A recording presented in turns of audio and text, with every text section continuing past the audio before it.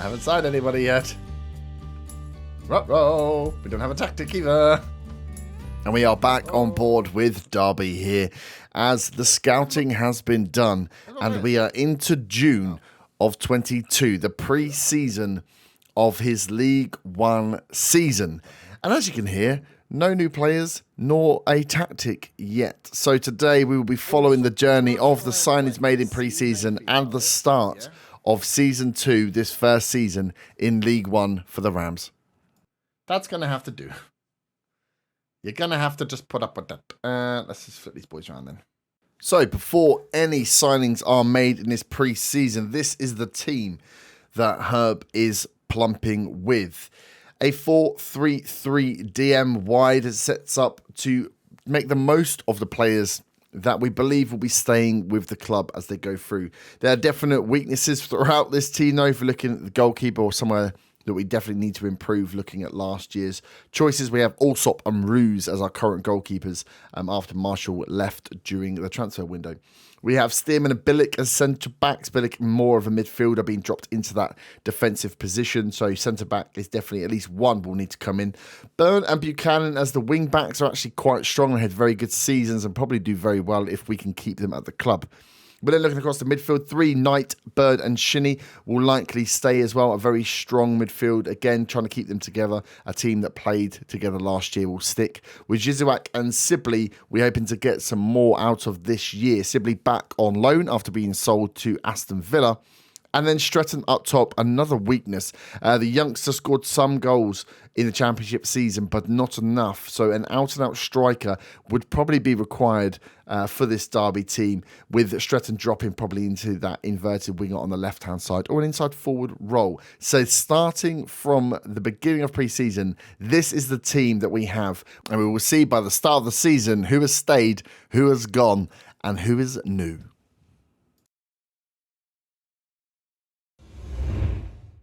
So let's have a look at the squad. What were we at? Where were we at? I mean, we had no money. We got money. We got 4.5 million in the bank, but I didn't want to spend it all because the club only... Oh, no, we got 34 million. Oh, no, we sold our training facilities. I lied. Not our stadium. We didn't sell. Our training facilities are now poor because we sold our training facilities for a lot of money, though. Anyway, we made some money. They gave us some.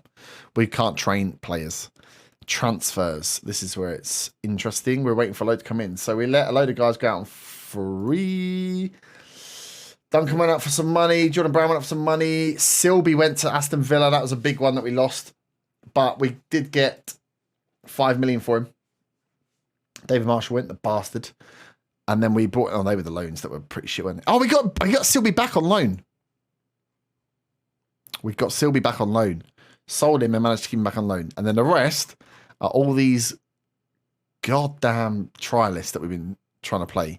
We put bids in for a load of them, I think, because I remember stopping thinking, at least when I come back, they would have signed the players for me. Yeah, Kean Harris at the back.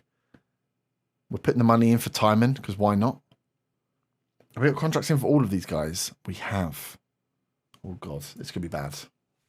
So, the Moneyball approach, for those that don't remember, it's definitely first season. You've got to use as many of the statistics you can get out of the game as possible. Take my slippers off, my feet are warm. But in the first season, you don't really have many, obviously. Second season, you start to have some where we were just starting. But a good way of getting statistics on players is actually to bring them in and play them. So we play loads of friendlies. The rules are there. We play loads of friendlies so we can check out the players we like in-game. So you can't get statistics from where they played last season. What you can do is play them in 3 or 4 games and get a short set of data to have a look at how good they are before trying to take them on. There's some that we definitely looked at from here. I think we looked at this guy, didn't we? Stefanik. He looked very good. The German guy that we brought in late. And then you put contracts in on the ones you like. They'll be free anyway, so they fit the bill on how we're buying. We don't want to spend a lot of money. Although we got the 4.5 million, I'm not just going to spank it all because the club needs to get itself back on its feet. Ideally, we need training facilities again because we've got poor training facilities. So that's the plan. Play some easier teams, play some harder teams, play a lot of friendlies, rotate them all. By the end, the last 3 or 4 friendlies, we should be playing mostly our first team with just the trialists that we're now bringing in. The first couple of games, we played just trialists. Right, collection with bonuses. This is part of the old Moneyball. Give them high bonuses. Big time Charlie bonuses if you win stuff. Performance-based pay. Regan Slater has accepted. He was a ball midfielder. Okay. And I think I decided on a formation roughly, hadn't I? Yeah. Hardman in midfield. Okay, 22-year-old Regan Slater has agreed to join. Was from Sheffield United. Okay, Josh Tyman accepted. Let's go. Fringe player. Why is Josh Tyman? I don't understand it. Stoke hate him. I mean, he's not very quick for 23-year-old, but like technically, he's quite good. He's not injury prone. I'm having him. Look, their estimated cost 5.25 million. This game's broken. Josh Tyman's an anomaly. Oh yeah, my coaches think he's good. Oh, he just wants to be a fringe player. Why does he not respect himself? I'll take it. Josh Tyman, 24 grand. 31 grand out of our 4 million budget. Saving money in this game makes me so happy. So happy. Okay, young Noam Emeran is coming to Derby. Man United reject. Go on, Kean. Right, the boy's coming through now. Kean Harris is that bad to come in and replace behind, but he is not rated by the game very well. I like Kean. Oh, yes, Glenn state signed. That's good. So we've got Harris and Glenn. That's good. With Rhea and Bilic, I've got two central midfielders playing at the back. But Glenn Rhea is just a much better defender than he is midfielder. Forsyth's going. 33-year-old experienced fullback. Fuck it. I wanted to keep him as backup for the year. What's up, Bird?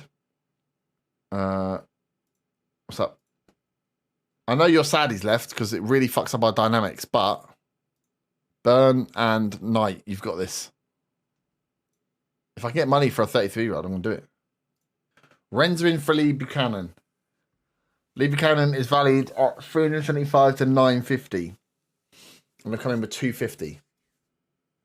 I mean, I've just signed Josh Tyman, so if I lose Lee Buchanan, it's not the worst thing in the world, but 375, that's the minimum. All right, how much is Lee Buchanan worth to us? Remember, part of Moneyball is that every player has a price. I like Lee Buchanan. He had a good season for us last year. 6.83. Not as good as I thought it was. He's Derby through and through. He's only 21. He's English. I think 1.5 million. Why do Rennes want him? Why are they doing this to me? All right, 1.3 million. It's okay. Right, Ethan Robson. Do we want Ethan Robson? Let me delay. No, fuck it. We'll take both of them. We'll take both of the central midfielders. Because I've only got Clark, who's 18. Two backups. Does mean Dylan Williams can't go now, though. Okay, Buchanan's going. Bye, Buchanan. 40% of profit for next sale. 1.3 million. Target forward. Keenan Davis. Strong, good jumper. Only 24. Absolute handful, really. I like... If I'm looking at that tactic that I've got here, I've got Stretton in there. Stretton, I don't like as a striker as much as I like bringing him on as a inside forward. I think he's way more useful here. But again, I just don't have an out-and-out striker. I'm looking at Khalida. Right, this is what we're doing. Because Khalida, I'm picking up Khalida because I'm not sure if I'm looking at Khalida or Keenan Davis, sorry. As like an out-and-out, throw yourself in there. See, Khalida on paper looks better. So I'm going to him. Is he not good? I had him last year and he didn't do that well for me. And I'm buying him purely on the fact that if I play him as a natural striker, he might do better. There's something about having a 6'3" striker that appeals to me in this year's game, and I don't know what it is. Whatever could it be? And then I've got Lecco if I need to. They think Lecco's a striker, but again, he could. But I could also have him coming in from the left if needs be. 275 grand. Let's do it. It's 100 more than Kalido, and we know Kalido's not good. And I was going to buy Kalido anyway.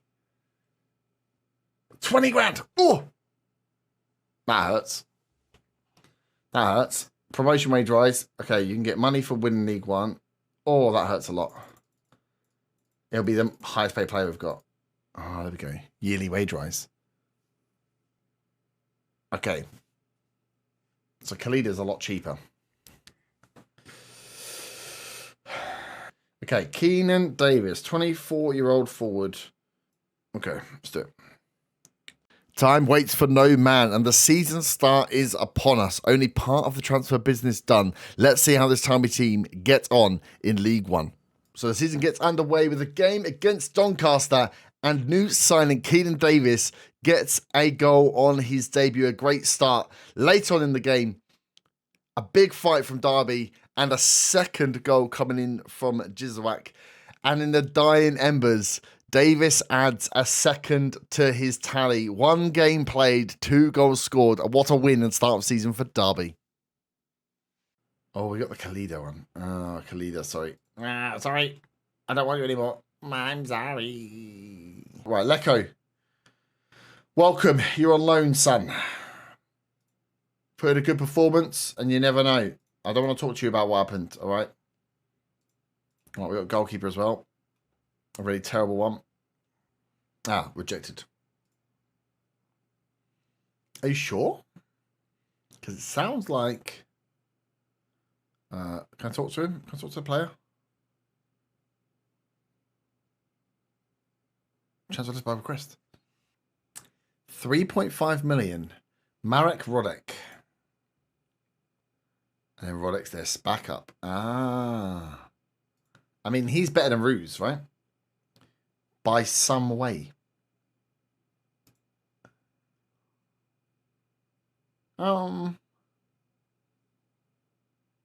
Yeah.